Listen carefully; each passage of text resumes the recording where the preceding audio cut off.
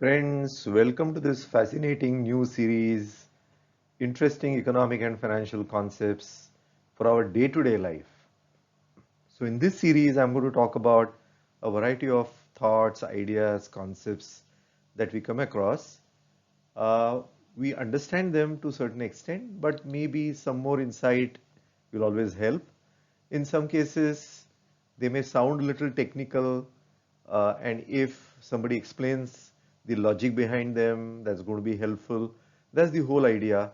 And in the very first video, I'm going to talk about this fascinating topic of EMI, equated monthly installment.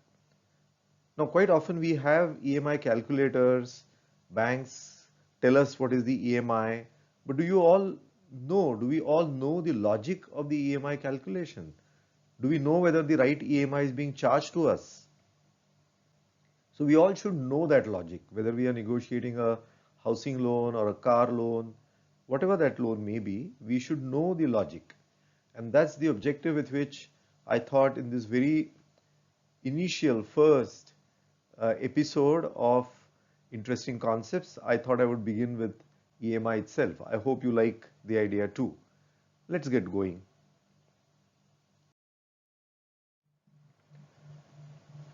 So the agenda for this video is as follows. Understand the concept of time value. Now, time value again is a very, very fascinating concept. We will see that in a little more detail because unless we understand the concept of time value, we will not be able to appreciate the nuances of EMI. So the concept is very simple. Amount and value are different. I don't want to preempt the discussion right now. Let's go to the appropriate slide and I'll explain this in greater detail. Second objective is we all come across compounding interest. Right in the childhood, we learned about the compounding formula.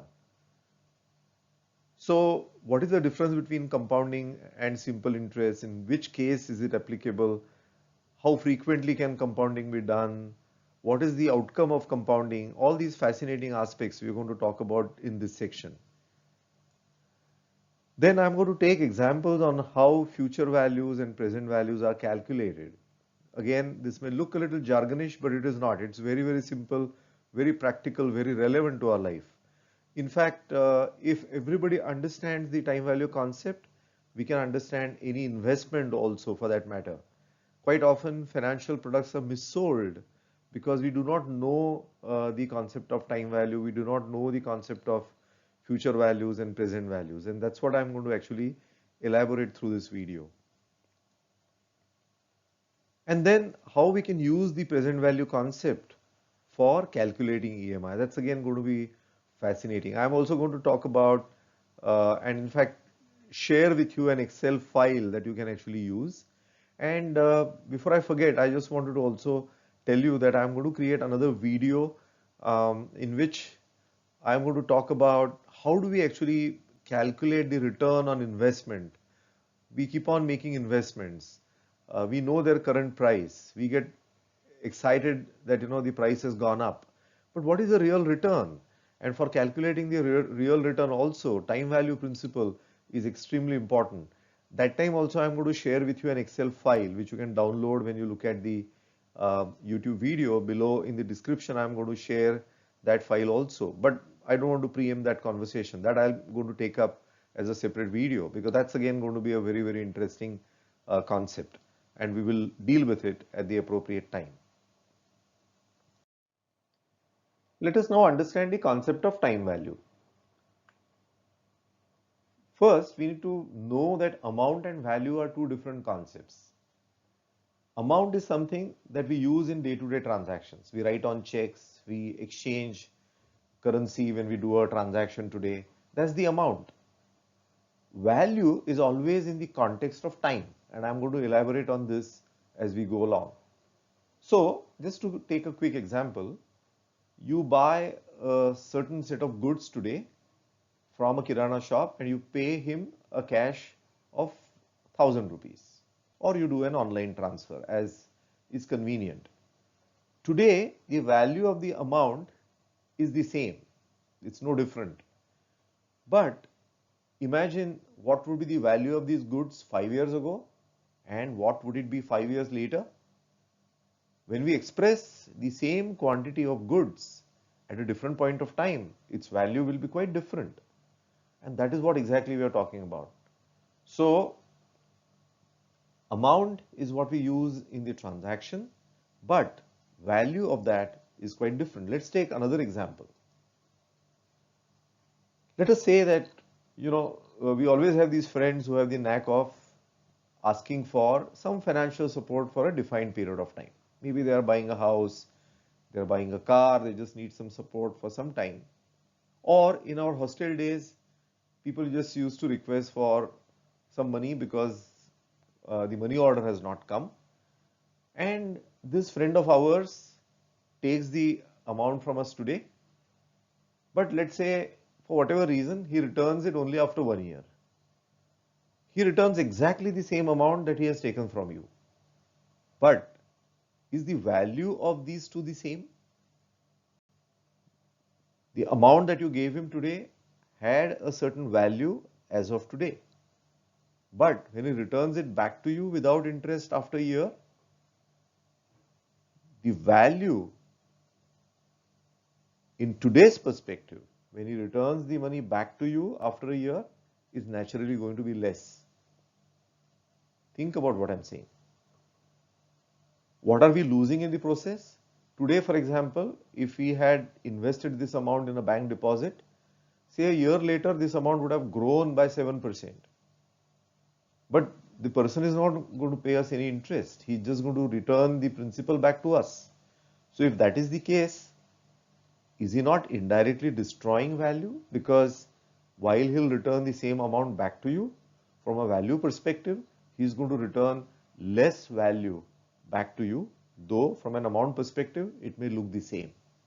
We are going to take this example as a concrete one to understand this little more, so that the difference between amount and value becomes very clear to you. We will do it at the appropriate stage, so no worries. So this is exactly what I was talking about, that amount may look the same. You give him 1000 rupees today, he returns 1000 rupees 1 year later. But even intuitively we can say this, that value of 1000 rupees today is higher than 1000 rupees that he is going to return to us 1 year later. So the concept of value is linked with the time when the money actually changes hands. When it changes hands today, it is more valuable. When it changes hands 1 year later, it is going to be less valuable. If suppose he were to delay repayment and return it only after 3 years, the value that he will be giving back to us will be even less than that. But we are going to handle this not only intuitively but also quantitatively. So with a very, very interesting and simple example. So we are going to do that. Anyway, value is a very subjective concept. A pen which is gifted by your mother when you passed your SSC or HSC, or a watch that may have been gifted by your father, well, they have value that you cannot express in money. It is so much of emotion which goes with it. So value is a very subjective concept. Value of one commodity will be quite different for different people. But here we are only restricting to time value, value which is related to time. There are so many other dimensions of value which I am not going to discuss today because they are quite subjective. Time value can become quite objective. Now again, there is subjectivity in that also. That also we are going to discuss later on. But this is something that at least we are going to get into a discussion today, which is time value based idea. Now, right from our school days, we have been talking about compounding versus simple interest. What is simple interest? You keep a deposit with a bank. Every 3 months, the interest on that gets credited to your savings bank account.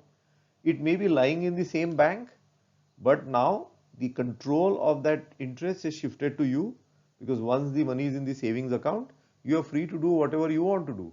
The bank has no control on it, though of course it is the custodian of your money even now. On the other hand, compounding of interest is possible only if we let the interest also remain in complete control of the bank. It remains with the investee, and in that case we are entitled to compounding of interest. So in that case, how it works is that we start getting interest not only on our original principal, but as time passes by, whether it is 3 months, 6 months, and whatever interest has got accumulated, in later periods, we also start getting interest on that interest also. That is where it gets compounded.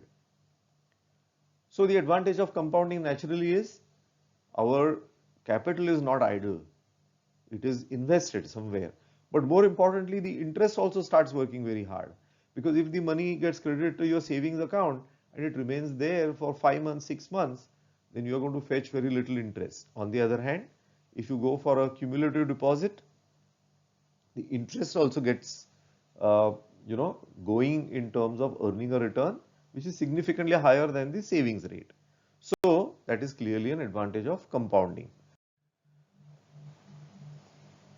Let us experience this power of compounding. Here I have put up a table where, let us say that even if you assume that you earn this interest only once in a year, if you were to earn this interest even faster, like every quarter, every month, that's even fascinating. But let's assume that you are going to get this interest only once in a year, and that gets added into your principal. It doesn't get deposited into your savings account, and that gets reinvested. Then 100,000 Indian rupees or 1 lakh Indian rupees will become 429,187 if you were to earn a return at 6%. The same amount will grow to 862,308 if you are earning at 9%. But look at what happens if you are able to earn at 20%. That is 95,39,622. So while your rate of interest went up by about 3 times, the total amount to be accumulated after 25 years became 19 times, even more than that. That is the power of compounding, and therefore we need to be aware about this concept. Now, of course, somebody can say, how can we get 17% return? How can we get 20% return? I'm even fine with 15%. Then friends, I would suggest look at my series on principles of equity investing. I have shared a lot of ideas in terms of how do we manage our money by taking control ourselves in a way that the amount grows considerably. So I would encourage you to have a look at that video also. But here I thought of just sharing with you the power of compounding.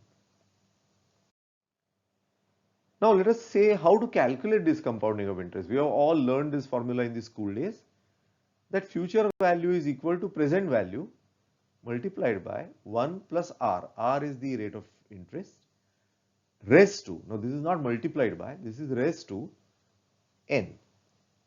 Now you will say, who is going to do all this calculation? Today, of course, with Excel it's very easy.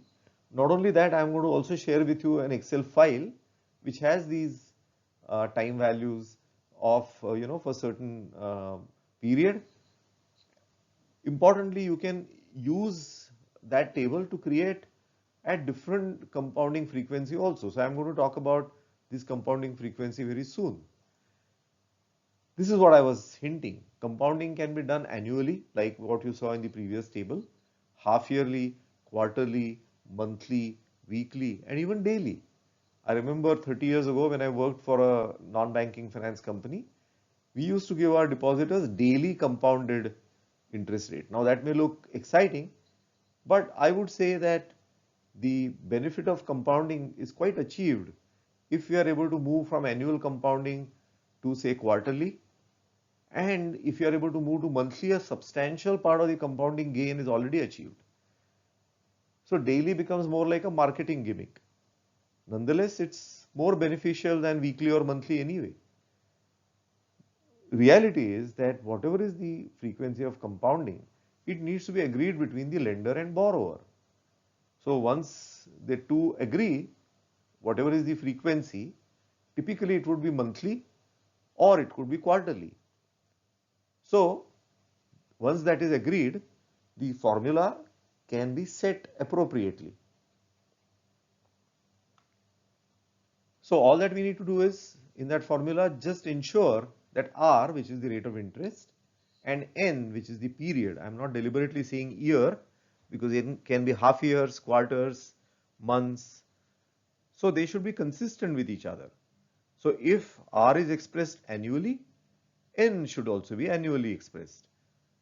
If we express R 6 monthly, then N should also be expressed in 6 monthly units.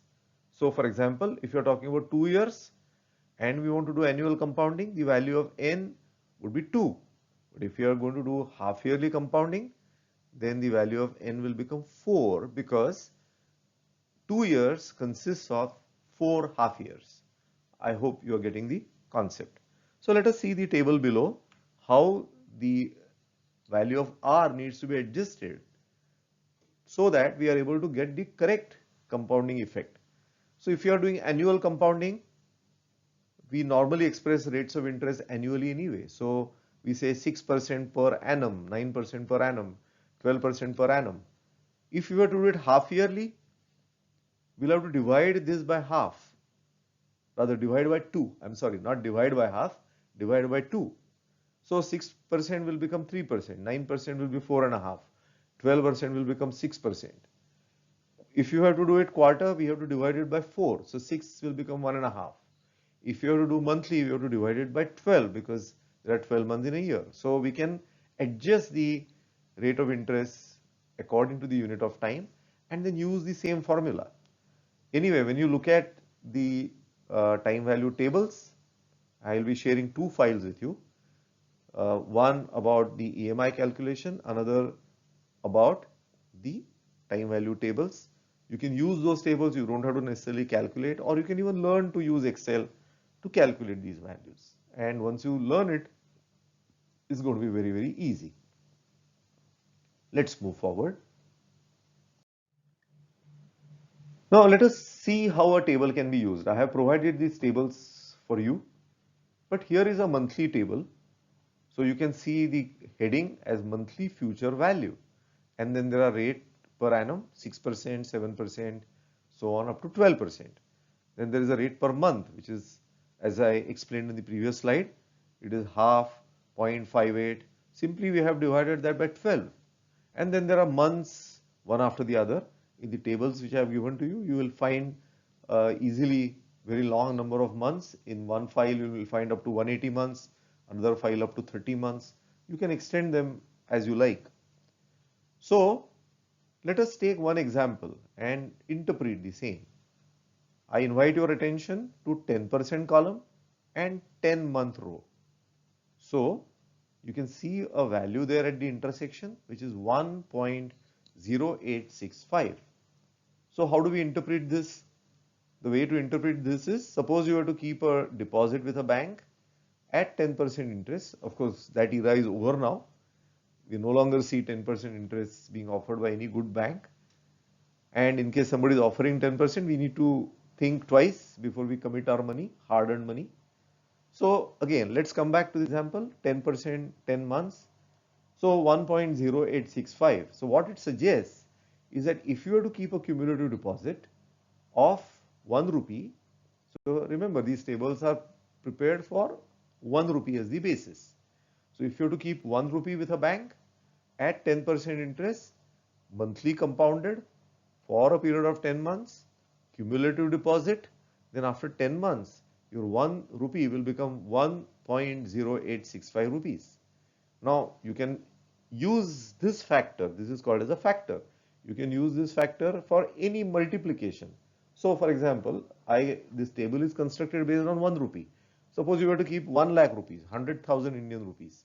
Simply multiply 100,000 with 1.0865 and it will tell you that the amount on maturity will be 1,08,650. That is simply derived as 1 lakh multiplied by 1.0865. If your deposit is of 25,000, multiplied by 25,000. So it's as simple. Let's move further. Now let's discuss some examples of how to use them. We have already seen one example. You can also think of applying this table for a recurring deposit. Suppose you were to keep a recurring deposit for 12 months. Every month you deposit 1 rupee and you're going to deposit for let us say 12 months beginning from now, which means at the beginning of month 1, at the beginning of month 2, at the beginning of month 12, and then finally at the end of 12 months you get the entire amount. Now, for this logic, how do we calculate the recurring deposit maturity value? Now, one would get into a very circuitous calculation. One would say, oh, I have deposited 10,000 rupees today as a recurring deposit. So every month I'm going to deposit 10,000. Then how much is the interest which has got accumulated for 1 month? Let me add that to my second deposit of 10,000. Then calculate interest for 1 more month, and then do that for the third month. Well, you can do that, and that's a perfect logic. But the only problem is it's going to be very complicated for you to solve. Is there a quick answer using this table? Yes, by all means. So now think like this. The first deposit that you have kept, again let's assume 10% interest. First deposit that you would have kept today as a part of your series of recurring deposits. Finally, what are recurring deposits? Recurring deposits are nothing else but 12 individual deposits if your recurring deposit scheme is running for 12 months. So your first deposit has a 12-month maturity, second deposit has 11-month maturity, third deposit has a 10-month maturity, fourth deposit has a 9-month maturity. So we can think of a recurring deposit as a series of deposits with shorter and shorter maturity. Now, how do we arrive at the amount of the maturity from this table? Now, if you look at 10% column and 12 months, you will find a factor of 1.1047. So your very first deposit that you are keeping today, 1 rupee will become 1.1047. The second deposit of 1 rupee will become 1.0956. The third deposit will become 1.0865.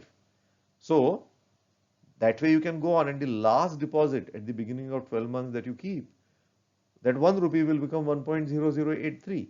Now, if you take a sum total of these 12, simply just add them up, which you can do even on Excel, and you can try that once you see the Excel file that I'm sharing with you as a part of the description. If you want, you can even halt this video, download the file, just try this calculation, take a sum total, and then what you will find is that your 12 deposits will accumulate into a certain number.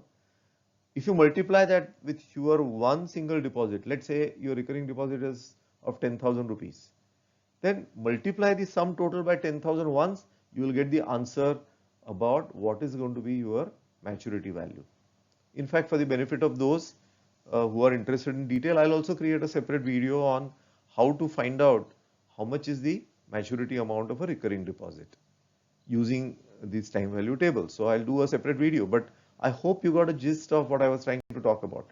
Very quickly, if you take a sum total right from 1.0083 to 1.1047 and make a total of all those 12 numbers and multiply it by your every month deposit, let's say of 10,000 rupees, you will actually get the maturity amount. But I hope you got the logic. The logic is these 12 deposits are like separate deposits, each with a maturity of 12 months, 11 months, 9 months respectively, and therefore using this logic of time value table, we can arrive at the maturity value. Now let us solve the friendly loan problem. Remember I told you that always we have friends who will borrow money for a certain duration. So how do we solve this friendly loan problem? What is the problem? The problem is my friend takes away a certain amount from me and returns the same amount back to me. How much value have I lost in the process? Amount to amount it is matched, but as I explained to you earlier, value to value, I have lost value. So let us make an assessment of how much value we have lost. So let us say that your friend takes a sum of rupees 1 lakh from you today with a promise to return it in a 1 year's time. And you can't say no, obviously he is your friend. Now, how much is your opportunity loss? Let us say you could deposit this amount in a 7% cumulative deposit. We have already just now seen those values from the table. And of course, you can check that in your Excel file also. But you can clearly see that the value for 7% percent for 12-month period, that is 1 year, the factor is 1.0723. In other words, if you had kept this 1 lakh rupees in a deposit, after 1 year, the amount would have become 1,07,230. Now your friend is going to return back 1 lakh to you. So how much is your loss? You could say that it is 7230. Where has this 7230 come from? If you had kept this deposit for 1 year, you would have at the end of 1 year got 1,07,230, but your friend gave back to you only 1 lakh rupees. So you have lost 7230. But please remember, this 7230 is expressed from a value perspective at the end of 1 year and not as of today. Why? Because what we did, we loaded interest for 1 year and pushed the 1 lakh to a value 1 year later, and that value 1 year later is 1,07,230. And then we are comparing that with the value that our friend was to give to us on that day, which was 1 lakh rupees. And then we said there is a loss of 7230. But how about assessing the same loss in today's value, not in terms of value a year later? Because we take a decision today, we are not taking a decision 1 year later. So there must be a mechanism for arriving at our loss in today's value, not value 1 year later, because human mind finds it very difficult to relate to a number which is expressed sometime in the future or sometime in the past. We would like to relate to my value loss as of today. And that is what becomes very important in decision making. This is the simple principle which is used in practically every decision which is taken, whether in the corporate world or at a personal level. So we have to express the loss of value in today's term. So how do we calculate that? We are going to see it.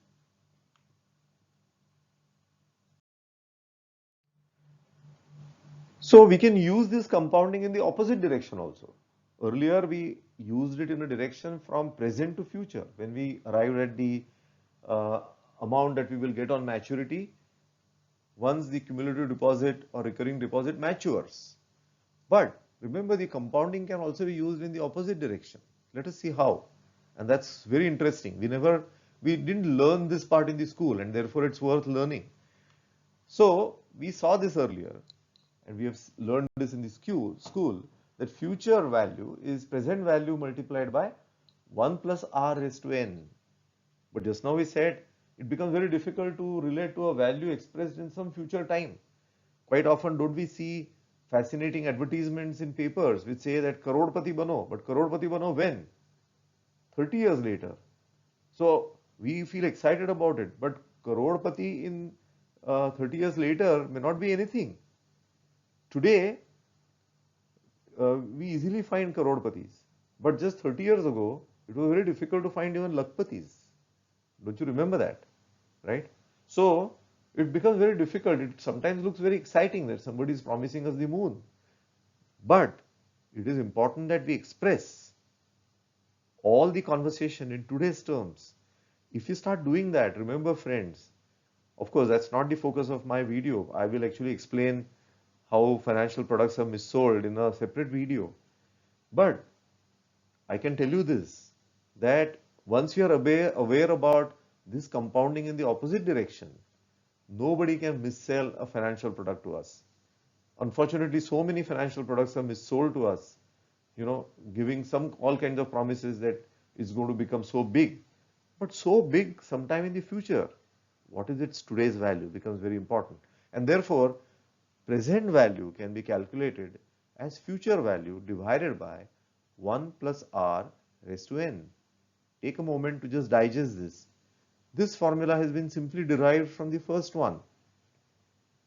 But I'll take a pause for 20 seconds and then I'll come back to that so that you are able to digest what I'm trying to say.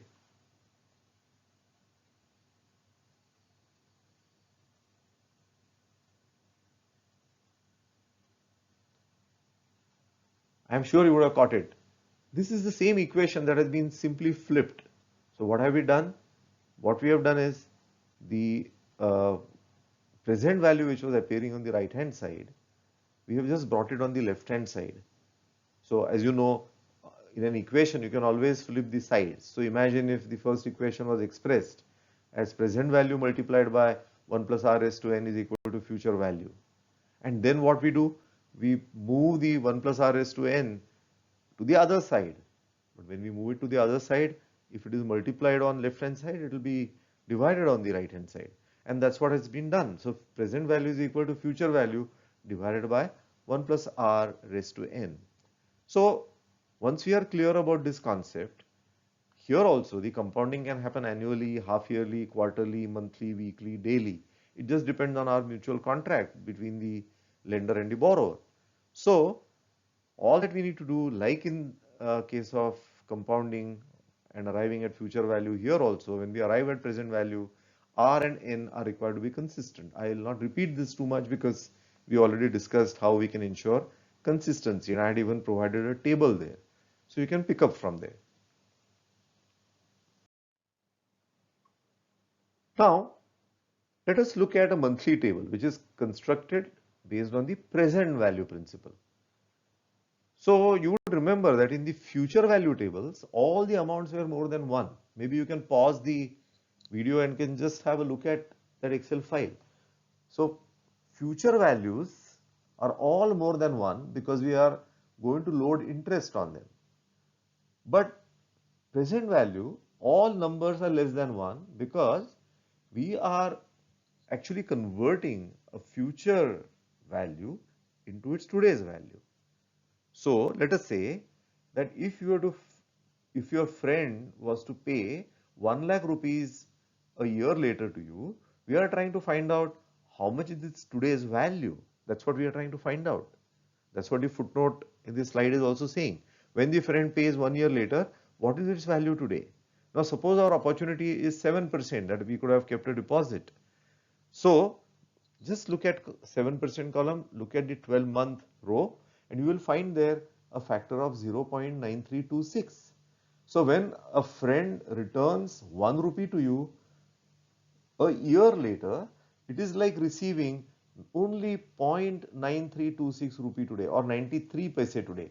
It is the equivalence. Remember, you gave him 1 rupee in today's value and he is returning back to you 0.9326. So who is the loser? You are actually helping him, but you lose value. So we need to be clear about it. I am not saying don't help anyone else. Do help. I also try to help, my friends and my family wherever required. But the point I'm making is that we need to be aware that in this process, the person who is giving the money, who is doing the favor, is actually losing value.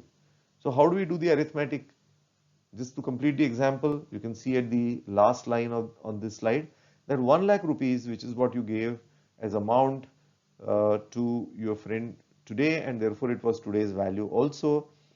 If we multiply this factor of 0.9326, it actually tells us that 93,260 is the value that your friend is returning back to you. Though a year later he will give you an amount of 1 lakh, but the value of that 1 lakh which is going to give you a year later today is 93,260. And therefore you gave value of 1 lakh, you got back value of 93,260, and therefore there is a loss of value of 6740 in today's terms. So we need to be aware about it.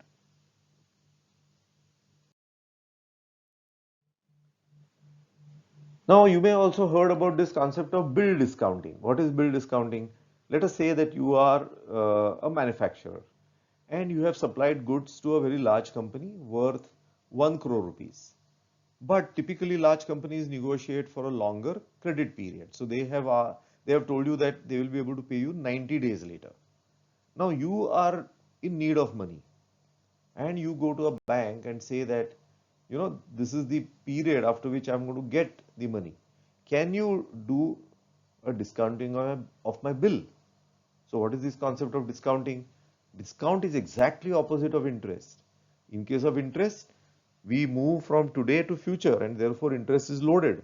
In discounting, we move from future to present, like that loan example. So let us take this example and complete it. So there is a bill due 3 months later, bill amount is 1 crore and rate of interest that you are able to negotiate with a bank is 10%. Then how much would the bank pay you today? Remember, the amount is 1 crore, but that's going to be received 3 months later. So bank will pay you only today's value at the negotiated rate of interest of 10%. So how do we solve this problem? Let's look at 10% column. Let's look at a 3-month data point, and we find a factor there of 0.9754. I hope you're able to locate it. So what the bank will say is, well, 1 rupee that I'm going to collect from your bill 3 months later is like equal to 0.9754 today. So for that 1 crore, I will not pay you 1 crore. I'll pay you 1 crore multiplied by 0.9754. And therefore the bank will pay you only 97,54,000. Has the bank cheated you? Not at all. The bank has just given you the value of 1 crore today. The 1 crore amount is going to mature after 3 months. And that's what the difference between amount and value is. I hope you have realized it. Now I'm sure you must be growing increasingly impatient that we began this video by saying that let us see how EMI is calculated, and you are giving us all this data around and around. But friends, unless we understand these principles of how to use time value back and forth, we will not be able to crack our problem of EMI. So I think now you must be really ready to look at an EMI example. So I hope you have understood the principle of calculating present value. Present value is nothing else but the value of a future cash flow expressed as of today. And that is the crux of EMI calculation. Let's just see how. So it is worthwhile spending some moments in terms of understanding principles involved in EMI calculation. So first principle, this is the most foundational principle. The value, remember, I'm not talking about amount, the value that a borrower receives. So suppose you have taken a loan of 10 lakhs today, you got value of 10 lakhs today itself, which is exactly equal to the amount because the amount is being paid to you today only. So its value today is the same as amount. But remember, what the lender receives from you, again, I'm not saying amount, I'm saying value. What the lender receives back from you from a value perspective has to be the same. Friends, I'm not saying amount. The lender will receive more amount from you because there will be principal plus interest, agreed. But the collective value of principal plus amount at the negotiated interest rate must be the same value as the bank has given you. Why should the bank take away more value from you? Why should it accept lower value from you? So friends, this is the crux, and you'll actually see this in action when I actually explain with an example. But remember this again, that value is what the borrower receives, and that same value the lender must also receive back from you. Again, amount that you receive today and the amount that the banker will receive from you will be totally different. Totally I agree on that, because the amount that you pay to the banker would consist of principal plus interest. So amount will be much larger than the amount that you received, but the value that you got and the value that the banker gets has to be exactly the same. This is the whole principle of any lending transaction, and we need to keep this in mind. Value is calculated with reference to an agreed interest rate. Now the value is not in isolation, value is not in a vacuum. Value is completely driven by the rate of interest that you agree. So the whole amount calculation of EMI is linked to the mutually negotiated interest rate. So this is again very important in the EMI calculation. Third, the value of each EMI. Remember, suppose you are taking a car loan and you are going to repay the car loan in 30 months. You are going to pay the same amount from month 1 to month 30.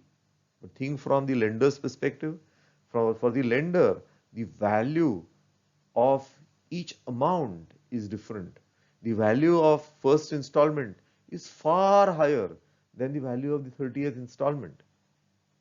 I'm sure you will agree with that, because farther and farther we go into the future, less and less it's going to be today's value. Just let's go back to that same friendly loan example. If your friend has promised to return 1 lakh to you in 1 year's time, we have already seen what its value today is. But suppose the same friend delays the payment back to you and he takes 2 more years and he returns that 1 lakh after 3 years. The value of that 1 lakh today is going to be glaringly less as compared to the value of at 1 lakh if it was repaid exactly on time of 1 year, and even less than 1 lakh which you gave today to your friend.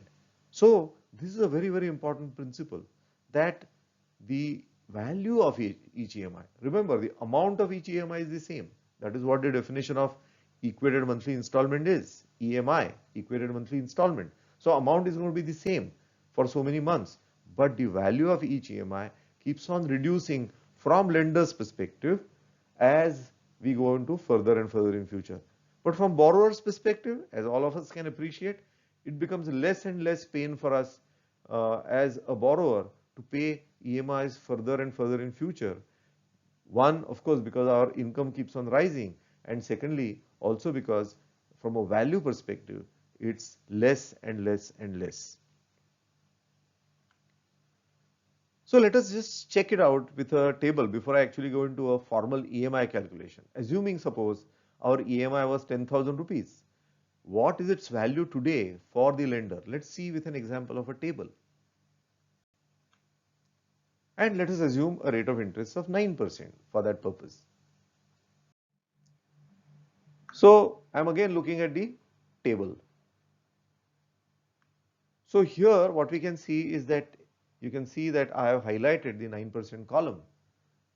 Now as we can see here, the value of each 1 rupee that you pay 1 month later, 2 months later, 3 months later is actually going to be less and less for the lender. 1 rupee at the end of say 10th month is actually like paying only 0.9280 as of today's value. So I think this is something I was trying to highlight to you. So I'm using the same factors here, and let us see how the value is less and less for a lender. EMI is the same from month 1 to month 7, 10,000, 10,000, 10,000. But see the present value factor, PV factor, 0.9926 gets reduced to 0.9490. In other words, the first 10,000 that you pay at the end of 1 month is of 9926 worth value for the lender, the bank from whom you have taken the loan, but the seventh 10,000 is only of 9490 value. So this is something important. So what we are saying is the value that they have given back to you and the value that you are giving back to them must be equal. So suppose you have taken a loan of say 10 lakhs, then whatever is the EMI, each EMI's present value, if we calculate and take a total for all the number of months and arrive at an aggregate present value of all those installments, it should exactly match with 10 lakhs. That is what is the logic. That is what the logic should be. So we are going to use this logic in the EMI calculation. So let's come to the exciting part now. So let us take a car loan example. Let's say loan amount is 10 lakh rupees. Repayment period is 30 months. Rate of interest is 9%. So as I already mentioned, you will be able to download 2 Excel files. One file has show only the time value tables. The second has EMI calculations. So both the links I have provided in the description. Do download the files. The first file was useful for our previous discussion where it had only had time value details. The second file, which has in its title the word EMI, is the one which is useful for our conversation now. So you will see that the sum total of all the present value factors for 30 months is 26.7751. So like what we saw earlier, we have those factors. We saw only 7 factors, but in the Excel file you can see all 30. And if you highlight all those 30 factors, the Excel shows you a sum total on the right hand side bottom. You can just see there the total will come to 26.7751, or you will even find it in my EMI calculation file also, that I have already calculated the sum total of all the present value factors. So that comes to 26.7751. So friends, the one-step answer to calculating EMI is take the principal amount of 10 lakhs and divide it by 26.7751. Whatever is the number, that is your EMI. Now you may find it unbelievable that how could it be? So I want to actually just elaborate the logic on the next slide, so that once you are clear about the logic, then you can play around with these numbers. Now in the template which I shared with you, I have exactly factored this data, 10 lakhs, 30 months, 9%. But you are free to change the loan amount, you are free to change the rate of interest to whatever is negotiated. It will recalculate the whole EMI. If you want to create a structure of 45 months, 50 months, 60 months, then you'll have to work a little bit on that file, extend that suitably. And in fact, I have a home loan example also which is going to follow, which is 180 months. So you can use any of those templates to change it a little bit. Once you are clear about the logic, you can change it the way you want and use that file comfortably. So what is the car loan logic? So as I mentioned earlier, the lender gave you the value of 10 lakhs today. The lender also must get back the entire value of 10 lakhs expressed in today's terms. The amounts are going to be realized over 30-month period, but the value of those 30 installments today collectively must be 10 lakhs. So as we already discussed, each EMI will be of less and less value to the lender. Let us see the arithmetic. Let us assume EMI to be equal to A. So the first installment of A would be of today's value A multiplied by 0.9926. Second would be A multiplied by 0.9852. You can see those values in the table. If you want, you can even halt the video, have a look at the table and come back and restart it.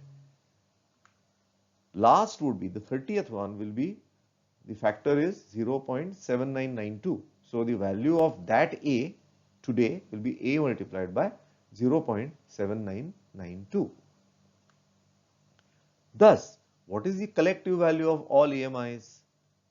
It is actually A multiplied by 0.9926 first installment plus A into 0.9852 second installment plus so and so forth. Last one, A multiplied by 0.7992. Collectively, you will actually get 10 lakhs will be equal to A multiplied by 0.9926 onwards to 0.7992. If you take a sum total of all these, which is what I was telling you, on the Excel file, you will get 26.7751. Small rounding off differences are possible depending on how the formula is structured, how many decimals up to which we are rounding off. So now we can solve this equation that 10 lakhs is equal to A into 26.7751. So how much is A? A, which is equal to EMI, must be 10 lakhs divided by 26.7751. So the EMI that you get is 37,348.16. You can actually see that in the file also. Now, the important part, for us to be convinced that this EMI is the correct one, we need to break this EMI into principal plus interest. How do we do it? The loan amount is 10 lakhs. Rate of interest is 9%. Now, before I go to that rate of interest, how much is the total amount repaid? We already saw that the EMI is 37,348.16 multiplied by 30 months. So total amount which is going to be paid back to the lender is 11,20,444.82, out of which 120,444.82 is the interest and 10 lakhs is the principal. Now, from the first installment, how much would be the interest? First EMI is 37,348.16 and so is every other EMI. But how much is the interest part of this? Interest has to be calculated based on 9% on 10 lakhs. But remember, EMI is per month, so we have to divide it by 12. So interest comes to 7,500. Now, how much is the principal recovered? Obviously, out of 37,348.16, 7,500 is towards recovery of interest. So how much is the balance? 29,848.16. So this is the principal which is recovered. So for the second month, interest will have to be calculated not on 10 lakhs. I'm sure you'll agree with it. It has to be calculated only on the balance principal. 10 lakhs minus 29,848.16. So the principal left to be recovered after the payment of first installment was 9,70,151.84. You can see that in that Excel file also. Now, interest has to be calculated on that amount, and interest will be naturally less now. It will be 7276.14, and principal recovery will keep on going up. So, in the first installment, principal recovered was 29,848.16. Second installment, principal recovery has gone up to 30,072.02. So it will keep on rising actually, and therefore again the balance principal can be calculated, and then interest will have to be charged on the balance amount and so on. So finally what we see is that at the end of 30 months, entire principal is recovered. So isn't it fascinating how the EMI that we calculated using time value also perfectly fits into the logic of dividing each installment into interest and principal. Now, if you see the sum total of all the interest column, you will find that the interest amount is exactly 1,20,444.82. And if you look at the sum total of the principal column, you will also find the principal recovered is exactly 10 lakhs. So I hope you enjoyed this discussion. Now let us take a home loan example. Same logic, loan amount is 50 lakhs, and in the file you'll have a separate sheet where I have given the details of this also. Let us say that repayment period is 180 months, 15 years, rate of interest again is my pet 9%, and in the Excel file you will again find details of this. Now you will see that the sum total for the factors for 180 months is 98.5934, and therefore using the logic, the 50 lakhs divided by 98.5934 will be equal to 50,713.33. Thus again we can break that into principal and interest, and how much is the total amount that we have repaid? We have repaid 180 installments into 50,713.33. So we have paid 91,28,396.33, out of which interest is 41,28,396.33, and the principal is 50 lakhs. So again using the same logic like what we saw in car loan example of distribution into principal and interest, and you can see the total of interest and principal in row 192, that will exactly match with the principal recovery of 50 lakhs as well as the interest of 41,28,396.33. Not only that, if you see cell D192, the present value of all EMIs, this is where we began the conversation of the principles involved in EMI, that the value that the lender gets back from you at the agreed rate of interest of 10% has to be the same value that he gave to you today when you took the loan. So both values are expressed in today's terms, and therefore the present value of all EMIs is also exactly equal to the principal amount. So in row 192, you'll actually see all these three totals. So I think with that, it will be very clear. Now my last question is that quite often we complain that we are paying too much of interest to the bank because we get staggered with the amount. We say, oh, my loan was 50 lakhs and I have landed up in paying 41 lakhs in interest alone. But please don't complain, because all that you are compensating the banker is the lost value of the banker. Because you are delaying the repayment, the banker has lost value, and you're just compensating for that lost value in the form of interest. So once you realize this paradigm, I'm sure you'll have loads of sympathy for the bankers as well, and a lot of fights will go down, I'm sure. So I hope you enjoyed this video. If you have, please subscribe to this channel. Please like, press the like button also. Please express your comments, suggest topics, because the whole purpose of this theme of this video series is to take up topics which are absolutely relevant for our day-to-day life, and therefore I will be also thinking of and coming out with a lot more of those videos. But you may also feel free to suggest. Please share this with your friends. I think that will be valuable. But share the YouTube video. Don't download it and share it, because if you download the video and share it, they will not get the advantage of the Excel files which go along with the video. So just share the YouTube video so that they are also able to access the Excel files. Thank you so much for your patronage.